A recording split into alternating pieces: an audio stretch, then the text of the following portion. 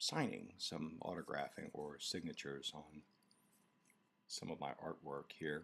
I'm an artist in New Orleans, and much of the subject matter that I work with is the New Orleans cemeteries. This happens to be a Christmas ornament, believe it or not. It's kind of strange, but Christmas ornaments of the New Orleans cemeteries that I produce are extremely popular. So I do them in groups of about 50 to 100 at a time, and I have a network of retail stores that sell them. So today we're going to be just applying the signature to them, which you can see the gold right here. This is actually a gold leaf marker that I use.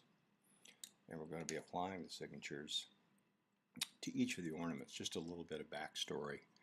New Orleans is a city that's essentially below sea level, as many of you might know.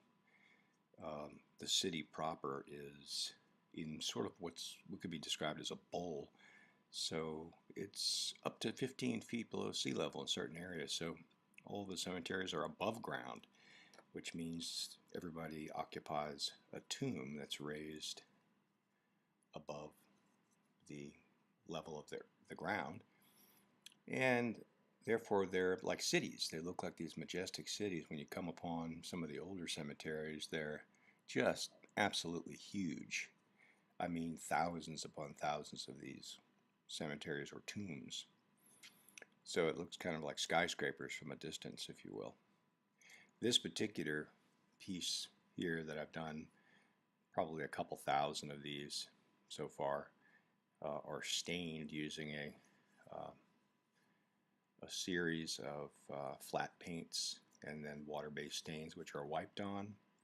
This is a resin casting. It's actually a reduction from an original sculpture that's about 24 by 48 inches that was laser scanned and then reduced in size, 3D printed, and then I make a casting of that print or of that reduction, silicone casting, and I pour the individual ornaments using 2-part epoxy resin.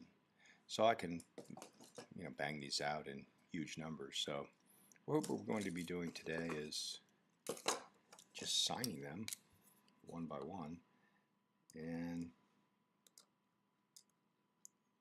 just kind of getting them finished.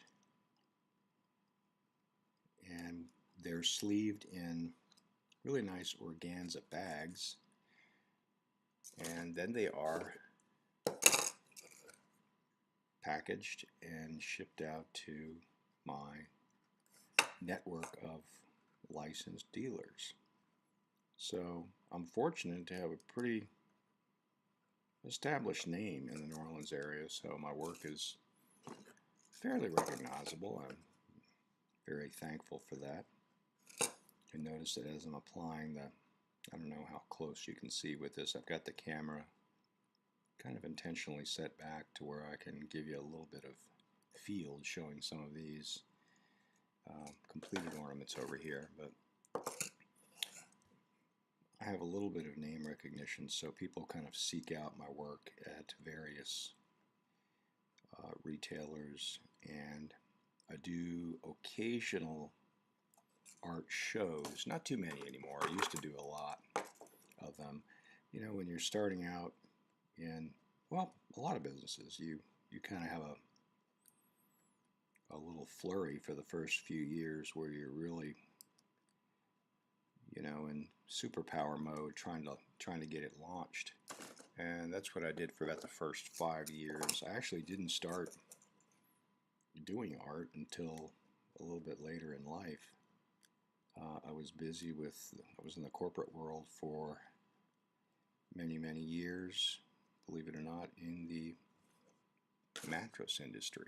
I created a few companies, very much like, my products were very much like Casper beds or the bed-in-a-box type stuff that you see everywhere now. And myself and former business partner of mine, we kind of pioneered the bed-in-the-box category. So anyway, I didn't start art until much later, and when I did, I sort of did it part-time, and I was doing a lot of festival shows and tent shows, and it was really cool. I got to meet a lot of, well, first of all, you develop a kind of a relationship with a lot of other artists, and that's always really cool because art people are just dramatically different from the mainstream population, of course. Very laid back, free thinkers. Um, but some of them are very disciplined. The whole school of thought, you know, the whole starving artist thing and all that is a complete myth. I came to find out. Most of the artists that I know are, some of them are physicians, some of them are lawyers, some of them are engineers. They walked away from their professions and started painting, sculpting, doing some sort of craft work, and they do quite well. So there's two things that are, I think, starving artists and starving musicians are, at least in the art and music community, people kind of like are a little confused by that, because actually you can do quite well, but you have to be really disciplined. It's just like doing, you know, I'm fairly new. I just started with the ASMR videos myself, and I was inspired by a few other ASM artists, and I thought, you know, what a cool way to be creative. And of the few videos I've done so far, this is the second one now where I've incorporated my art into, let's see, that one's kind of, that one's not really clear. I may have to just pump this pen a little bit. Let me just get a piece of paper over here. The pen has a tip on it, and the tip every once in a while has to be, see, whoops, a little bit extra came out. I'm going to use a white background now to maybe showcase this a little bit better for you.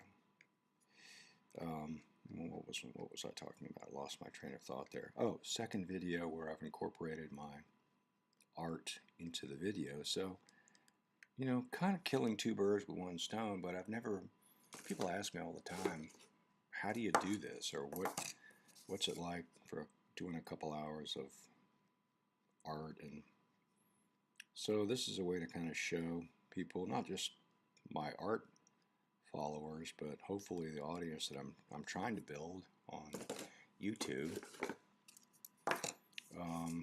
just what it's like having a working or, you know, operational art practice and what goes on. So what I think I'm going to do is continue to do videos, and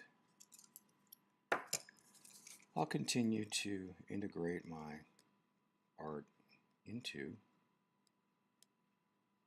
my ASMR stuff. So this one's kind of coming out. As you can see, let me put it a little bit closer to the camera there. Let me just get that. There we go. You can see the signature. I'm trying to bring it in a little tighter there. Hopefully that's in the field.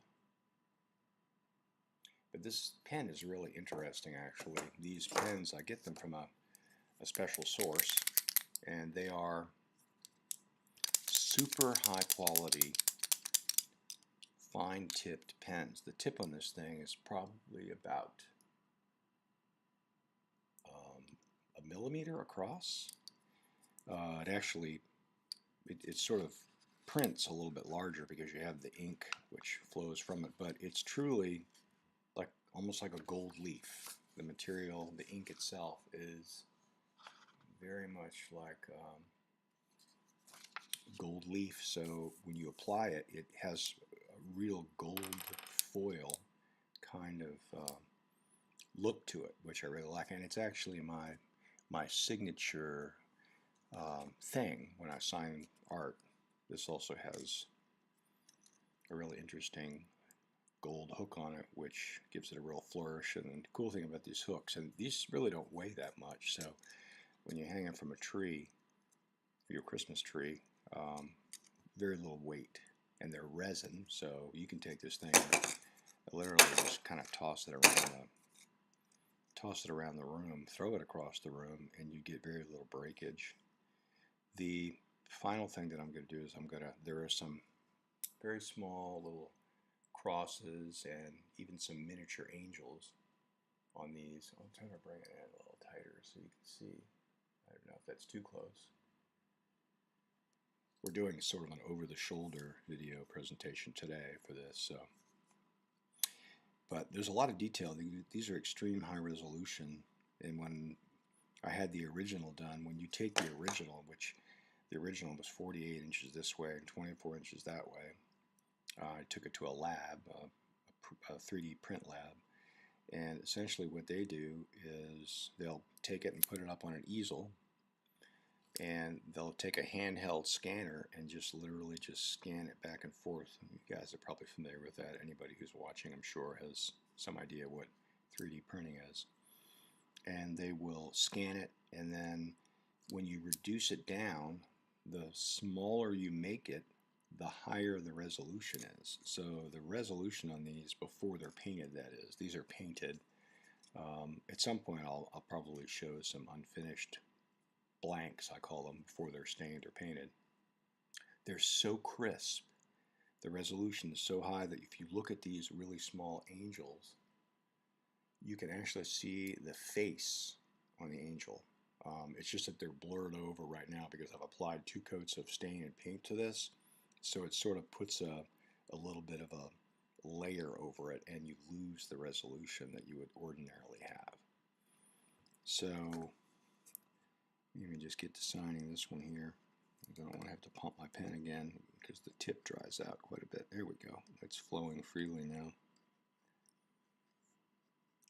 But yeah, it's really cool when you look at the 3D prints. The originals that they give you are just mind-boggling in detail. And the larger you make something and the smaller you reduce it, the higher, much higher the resolution is going to be. So that is pretty cool, actually. But I really like the hooks too. Actually, I do about 5 different kinds of ornaments in addition to this one. Most of them are architectural. They're cathedrals, churches, or there's one that's a shotgun house, which is featured in on my website too. I have a website. You all can visit if you want. It's johnmarcanderson.com. It's JOHNMARC, like John Mark, and then Anderson.com. So all one word.